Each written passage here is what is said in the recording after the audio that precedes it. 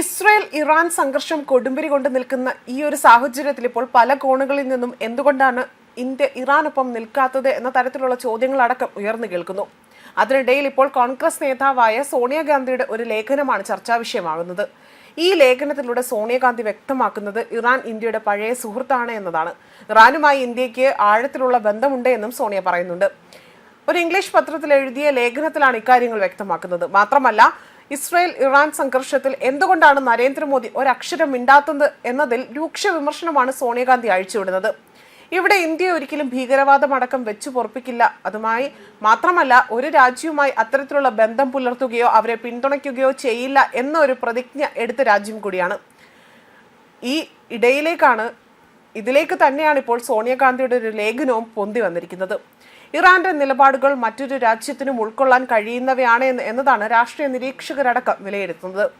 ജമ്മു കാശ്മീർ ഉൾപ്പെടെയുള്ള പ്രധാന അവസരങ്ങളിൽ ഇന്ത്യയെ പിന്തുണച്ച ചരിത്രമാണ് ഇറാൻ ഉള്ളതെന്നും സോണിയാഗാന്ധി വ്യക്തമാക്കുന്നു.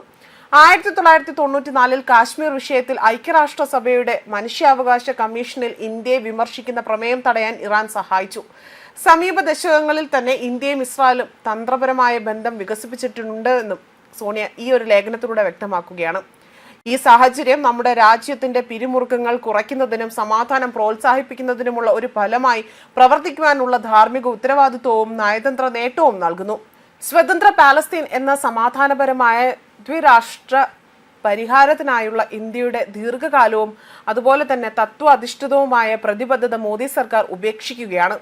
ഗാസയിലെ നാശനഷ്ടങ്ങളിലും ഇറാനെതിരെയുള്ള സംഘർഷങ്ങൾ വർദ്ധിപ്പിക്കുന്നതിലും ഇന്ത്യ പുലർത്തുന്ന മൗനം പാരമ്പര്യത്തിലും അതിൽ നിന്നുള്ള വ്യതിചലനമാണ് എന്നും സോണിയ ലേഖനത്തിലൂടെ പറയുന്നുണ്ട്.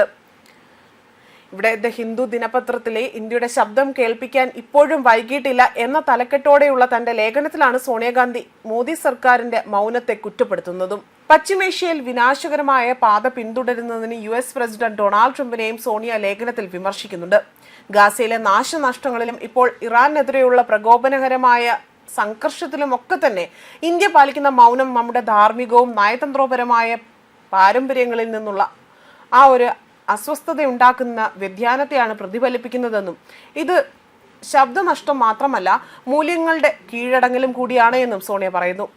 ഇപ്പോഴും വൈകിട്ടില്ല. ഇന്ത്യ വ്യക്തമായി സംസാരിക്കുവാനും ഉത്തരവാദിത്വത്തോടെ തന്നെ പ്രവർത്തിക്കുവാനും പശ്ചിമേഷ്യയിലെ സംഘർഷങ്ങൾ ലഘൂകരിക്കുവാനും സംഭാഷണങ്ങളിലേക്കുള്ള തിരിച്ചുവരവ് പ്രോത്സാഹിപ്പിക്കുവാനും ലഭ്യമായ എല്ലാ നയതന്ത്ര മാർഗങ്ങളും ഉപയോഗിക്കണമെന്നും അവർ ആവശ്യപ്പെടുകയാണ്.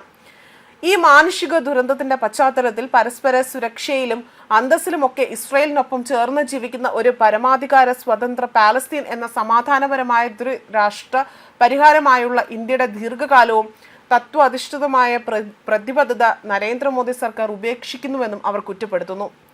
അതേസമയം ജൂൺ 13 ഇറാനും അതിന്റെ പരമാധികാരത്തിനുമെതിരെ ഇസ്രായേൽ കടുത്ത അസ്വസ്ഥതയുണ്ടാക്കിയെന്നും നിയമവിരുദ്ധവുമായ ആക്രമണം നടത്തിയപ്പോൾ ഏകപക്ഷീയമായ സൈനിക ശക്തിയുടെ അപകടകരമായ പ്രത്യാഘാതങ്ങൾ ലോകം വീണ്ടും കണ്ടുവെന്നും സോണിയാഗാന്ധി അഭിപ്രായപ്പെടുന്നുണ്ട്. ഇറാനിയൻ മണ്ണിൽ നടന്ന ഈ ബോംബാക്രമണങ്ങളിലും ലക്ഷ്യമിട്ടുള്ള കൊലപാതകങ്ങളൊക്കെ തന്നെ ഇന്ത്യൻ നാഷണൽ കോൺഗ്രസ് അപലപിച്ചിട്ടുണ്ട് എന്നും ഇത് ഗുരുതരമായ പ്രാദേശിക ആഗോള പ്രത്യാഘാതങ്ങൾക്കുള്ള അപകടകരമായ വർധനവിനെ പ്രതിനിധീകരിക്കുന്നുവെന്നാണ് സോണിയാഗാന്ധി ആ ലേഖനത്തിലൂടെ പറഞ്ഞിരിക്കുന്നത്. ന്യൂസ് ഡെസ്ക് കർമ്മ ന്യൂസ്.